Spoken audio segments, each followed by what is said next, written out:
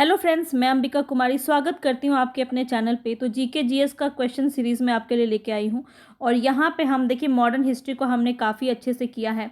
और कल आप बिल्कुल भी स्किप मत कीजिएगा। मेरे चैनल पे अगर आप नए हैं तो सब्सक्राइब कर लीजिए और बेल आइकन को जल्दी से प्रेस कर लीजिए, क्योंकि कल आपको जो सेशन मिलने वाला है वो मॉडर्न हिस्ट्री का 1885 कांग्रेस के अधिवेशन से लेकर के 1947 तक बहुत ही एडवांस लेवल क्वेश्चन आपको देखने को मिलेगा। बच्चों वाला क्वेश्चन नहीं होगा। तो आपकी एक बहुत ही अच्छी तैयारी वहाँ से हो जाएगी, जो कि लगभग 150 प्लस क्वेश्चन है। वो क्वेश्चन अगर आप कर लेते हैं ना, तो फिर यकीन मानिए आपका वहाँ से क्वेश्चन रुकेगा नहीं।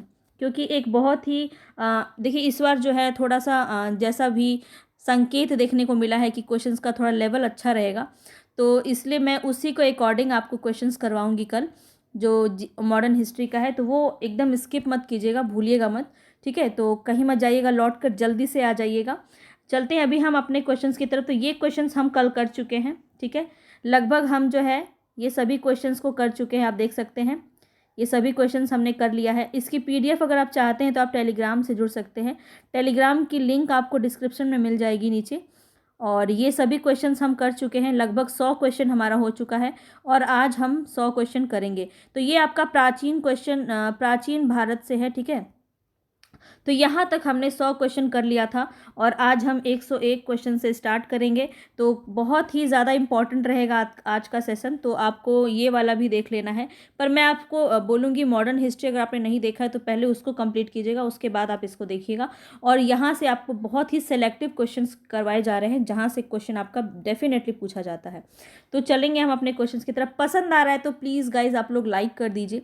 ठीक है, और चैनल पे बने रहिए, सपोर्ट कीजिए चैनल को, ताकि मैं इसी तरह से दुगनी जुनून और उत्साह के साथ आप सभी के साथ यहाँ प्रस्तुत हो सकूँ और अच्छे अच्छे क्वेश्चंस ला सकूँ। बहुत मेहनत लगती है इतना सारा पीडीएफ बनाने में, और आप लोग अप्रिसिएट करेंगे तो मुझे बहुत अच्छा लगेगा। चलते हैं अब अपने क्वेश्चंस की तरफ। तो यहाँ पे 101 क्वेश्चन है हमारा। 16 महाजनपद की सूची उपलब्ध है, तो किसमें आपको महाजनपद की सूची उपलब्ध है? तो अंगुत्तर निकाय जो है यहाँ पे बिल्कुल सही हो जाएगा। अंगुत्तर निकाय में आपका 16 महाजनपद की सूची उपलब्ध है। आगे चलते हैं, बताना है बिंबिसार कहाँ का शासक था। मोस्ट इंपॉर्टेंट क्वेश्चन है, बिंबिसार कहाँ का शासक था? मगध का शासक था, ध्यान रखेंगे। ठीक है, बिंबिसार मगध का शासक था। और इससे रिलेटेड आपका वंश पूछ लिया जाता है, तो बिंबिसार जो है किस वंश का संस्थापक था? हर्यक वंश का। ये दोनों ही पॉइंट आपको बिल्कुल ध्यान में रखना है। आगे चलते हैं, मगध साम्राज्य की राजधानी बताना है कौन सी हो जाएगी? तो राजगीर हो जाएगी। ठीक है, राजगीर हो जाएगी। राजगीर में आपका प्रथम बौद्ध संगीति भी हुआ था, इसको भी ध्यान रखेंगे। और मगध की प्राचीनतम राजधानी कौन सी थी? तो राजगीर थी, ध्यान रखेंगे। राजगीर के बाद पाटलिपुत्र, जो भी वर्तमान में पटना है ना, वही आपका पाटलिपुत्र हुआ करता था, और उसको मगध साम्राज्य की राजधानी बनाया गया। लेकिन पहले कौन था? राजगीर था, बाद में पाटलिपुत्र को बनाया गया। ये बात आपको ध्यान रखना है। और हम इसमें क्या देखेंगे? मगध बिहार में एक प्राचीन भारतीय राज्य था। मौर्य साम्राज्य और गुप्त साम्राज्य जो है मगध में उत्पन्न हुए थे। तो कौन कौन सा शासनकाल आपका इसमें देखने को मिलता है मगध में? मौर्य काल और गुप्त काल। बिंबिसार के पुत्र अजातशत्रु ने राजधानी को राजगीर से पाटलिपुत्र में हस्तांतरित कर दिया था। इतना बात आपको ध्यान रखना है। आगे चलते, प्राचीन काल में अवध को किस नाम से जाना जाता था? तो कौशल काफी इंपॉर्टेंट है, वीवीआई क्वेश्चन है। एक भी क्वेश्चन आपका स्किप करने लायक नहीं है, तो सभी क्वेश्चंस को कंप्लीट देखिएगा, कंप्लीट वीडियो देखेंगे तभी आपको फ़ायदा मिलेगा। क्योंकि क्या होता है ना, आप पीडीएफ के भरोसे रहेंगे तो पीडीएफ तो आपको मिल जाएगी नो डाउट, लेकिन उसको आप प्रैक्टिस नहीं कर पाएंगे जब तक आप आंसर्स को सभी को यहाँ पे वीडियो में नहीं देख लेते हैं। क्योंकि वीडियो में आपको देखना है और देखने की वजह से ना आपको वो याद होता जाएगा। उसके बाद आप पीडीएफ देखेंगे तो आपको डेफिनेटली बहुत अच्छी तरीके से आपकी प्रैक्टिस हो पाएगी। तो इसीलिए मैं आपको सजेस्ट करूँगी वीडियो को कंप्लीट देखिएगा, स्किप मत कीजिएगा, ताकि आपका ही फायदा हो पाए, यहाँ पे याद हो पाए, चीज़ें आपको समझ में आए। कौशल साम्राज्य के प्रसिद्ध शासक 6ठी शताब्दी ईसा पूर्व के दौरान प्रसेनजीत थे। कौन थे राजा? प्रसेनजीत थे, ध्यान रखेंगे। मेगास्थनीज को राजदूत के रूप में किसके दरबार में भेजा गया था? चंद्रगुप्त मौर्य। काफ़ी इंपॉर्टेंट है ये पॉइंट, आप ध्यान रखें, इसको आप पढ़ लीजिएगा। इसमें बहुत सारे इंपॉर्टेंट पॉइंट्स आपका दिया है। इंडिका के बारे में, इंडिका किसने लिखा था और ये किसके शासनकाल में आया था, ये सब काफ़ी इंपॉर्टेंट है, तो इसको ध्यान में रखेंगे। चलते हैं आगे। मौर्य काल में कंटक शोधन न्यायालय किस प्रकार का न्याय करता था? तो फौजदारी हो जाएगा। ठीक है, आगे चलते हैं, मौर्य काल में शिक्षा का सर्वाधिक प्रसिद्ध केंद्र क्या था? तो तक्षशिला हो जाएगा। ठीक है, यहाँ पे थोड़ा सा मिस्टेक हो गया है, तक्षशिला। ठीक है, तक्षशिला हो जाएगा, इस बात को ध्यान रखेंगे।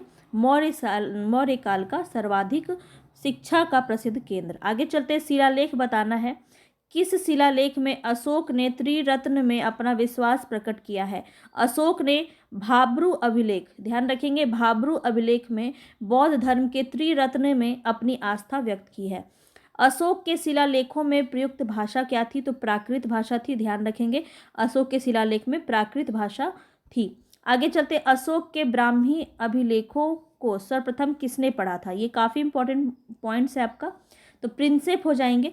जेम्स प्रिंसेप एक यूरोपीय विद्वान थे और जिन्होंने अशोक के शिलालेखों को पढ़ा था। यह journal of the Asiatic Society of Bengal के संस्थापक भी थे। चलते हैं आगे, आगे देख लेते हैं। इन सभी चीज़ों को आप पढ़ लेंगे, पीडीएफ में आपको दे दूंगी, क्योंकि आपको होमवर्क भी तो मिलना ज़रूरी है। इसको आप पीडीएफ को एक बार ज़रूर पढ़ लीजिएगा।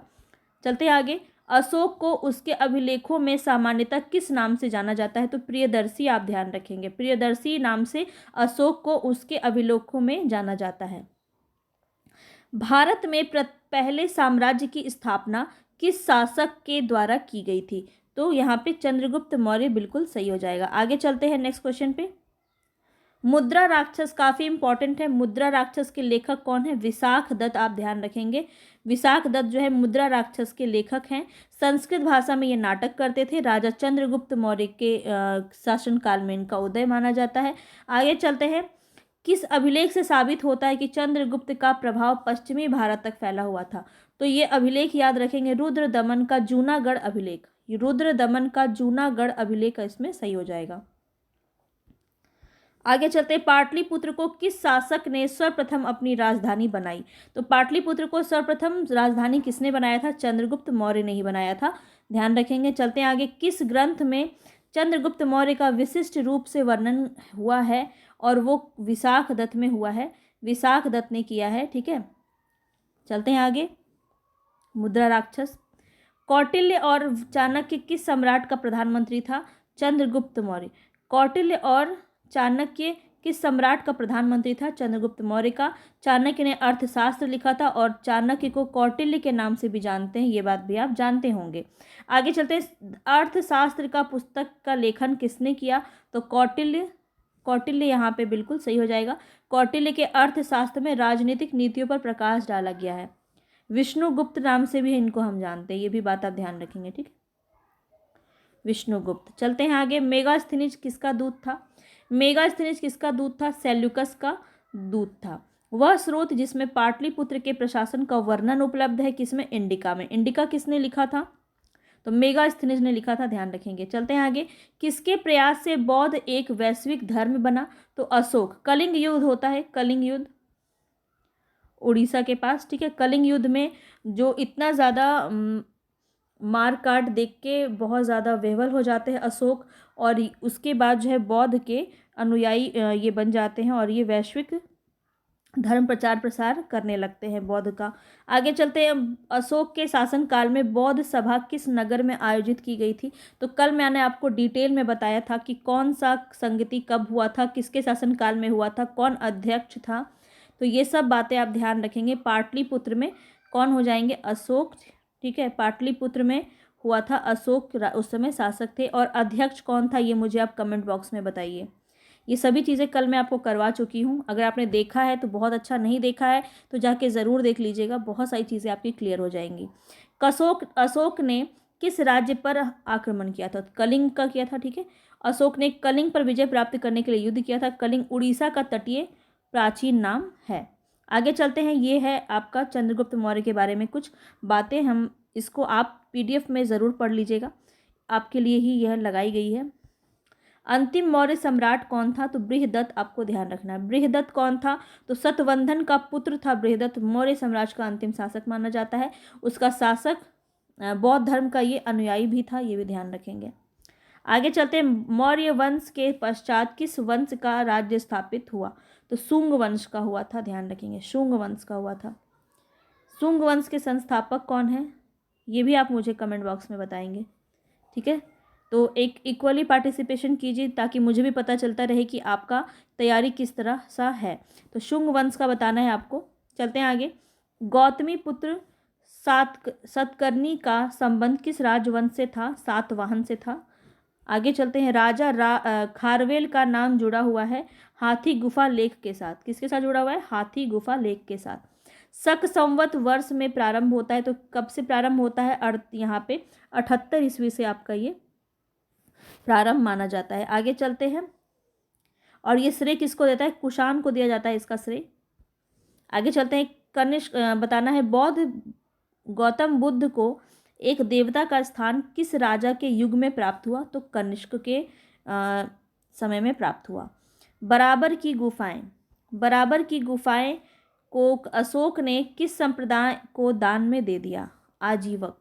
आजीवक जो था संप्रदाय, उसको दान में दे दिया बराबर की गुफाएं। आगे चलते हैं। भारत में सोने के सिक्के किन प्रथम शासकों द्वारा जारी किए गए? तो भारतीय यूनानियों द्वारा जो है भारत में प्रथम सोने के सिक्के जारी किए गए। आगे चलते हैं। मध्य प्रदेश में भगवान बुद्ध के सम्मान में सम्राट अशोक द्वारा बनवाया गया बौद्ध स्मारक कहाँ है? तो सांची स्तूप, ठीक है, एमपी में है सांची स्तूप, ध्यान रखेंगे। चलते हैं आगे।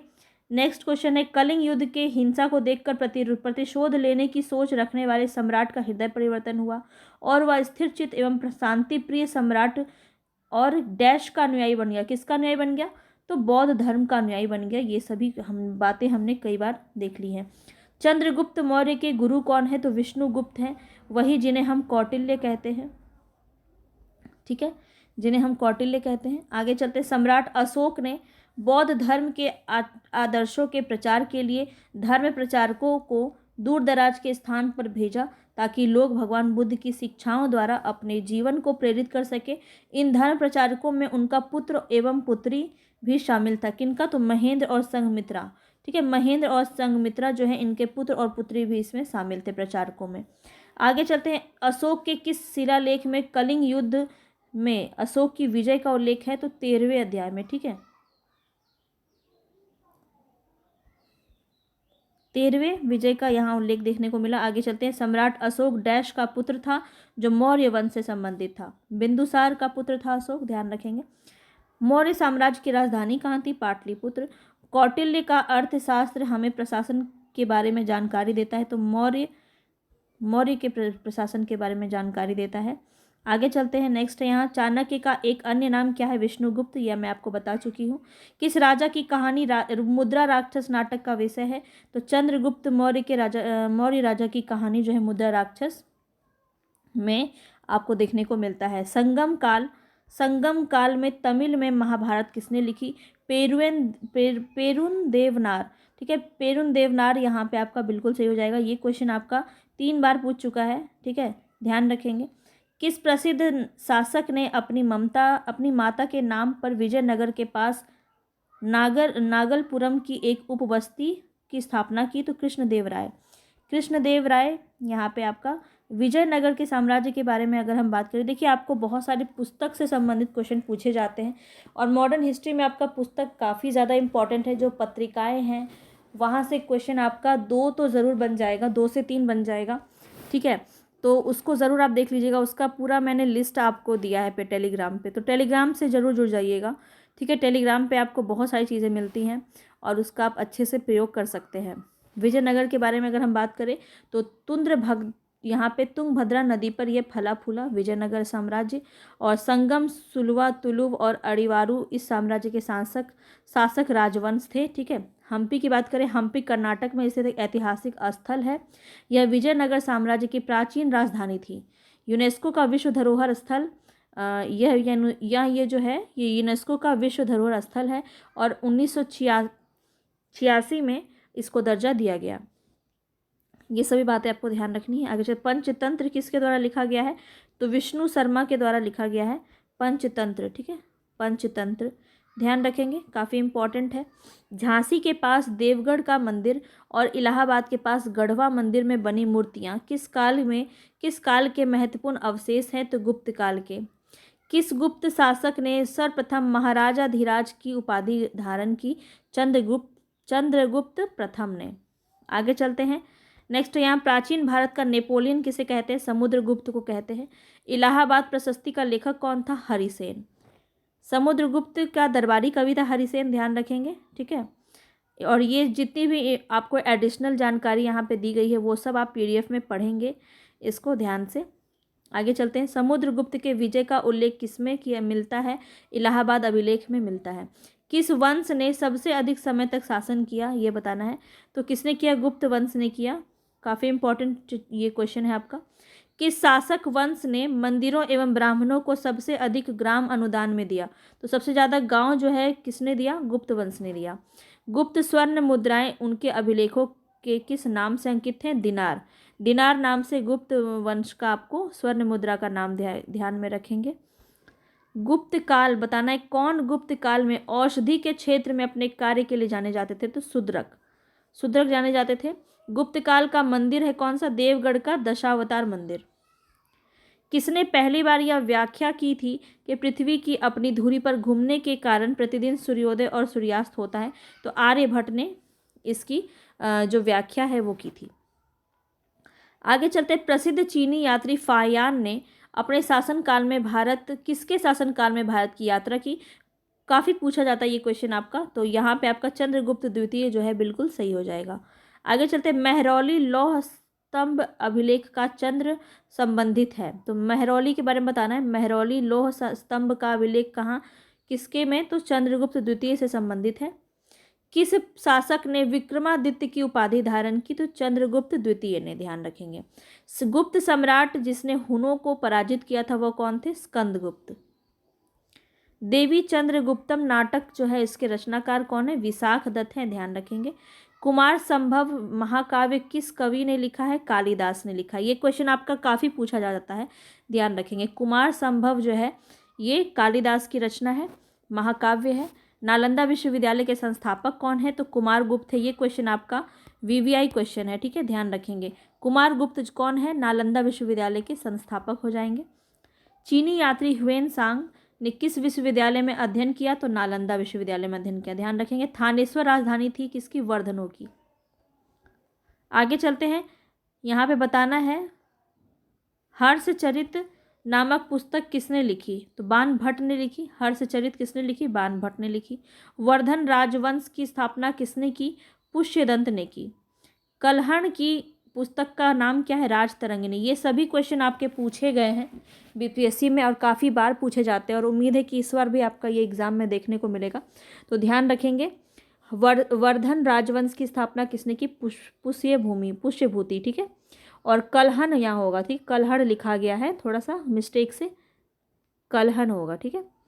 कलहन की पुस्तक जो है का राजतरंगिणी यहाँ पे आपका हो जाएगा।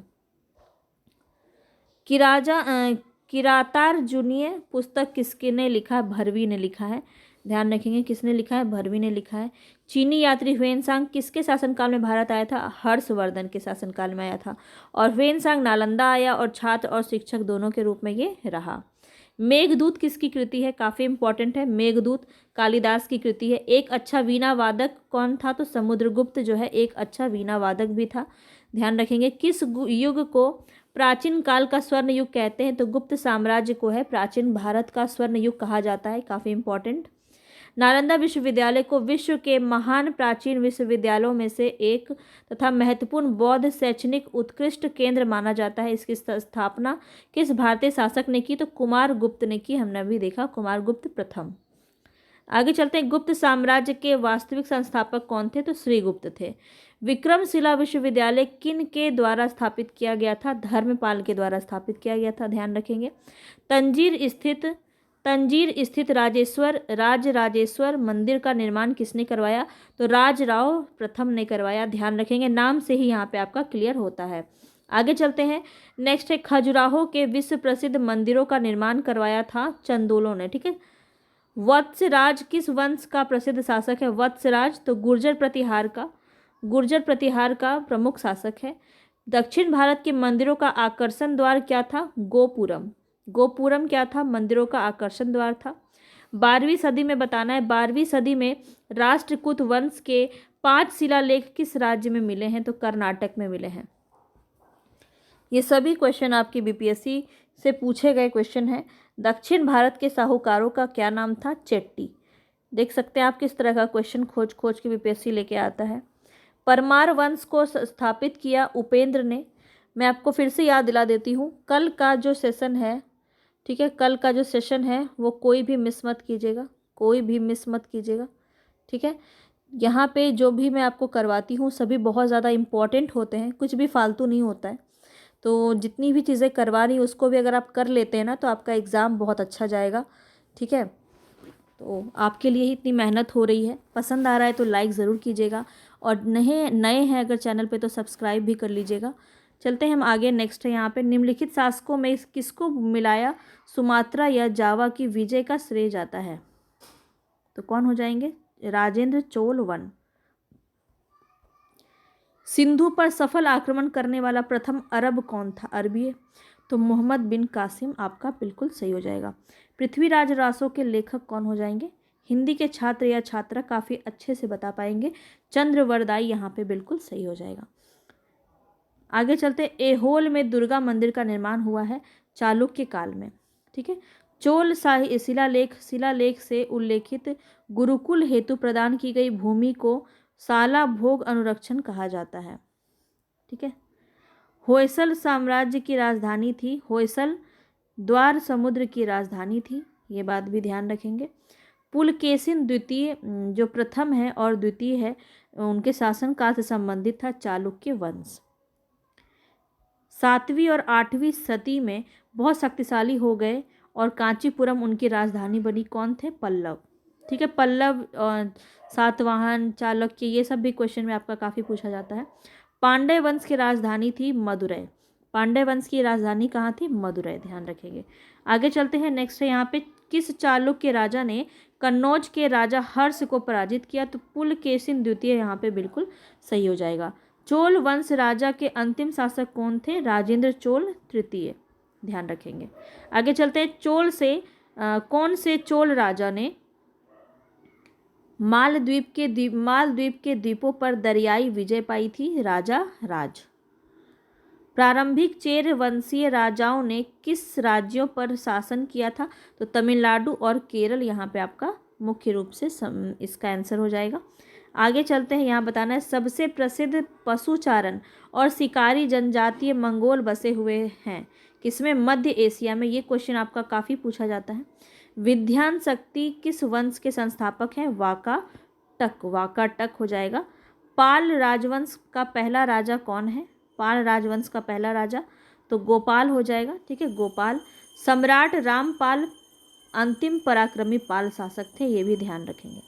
पाणिनि संस्कृत के प्रसिद्ध थे, तो कौन थे? व्याकरण आचार्य माने जाते थे पाणिनि, काफ़ी इंपॉर्टेंट। और आज का हमारा अंतिम प्रश्न है ये। तो कालिदास के बारे में जान लीजिए, इनकी जो रचनाएं हैं काफ़ी ज़्यादा पूछी जाती है।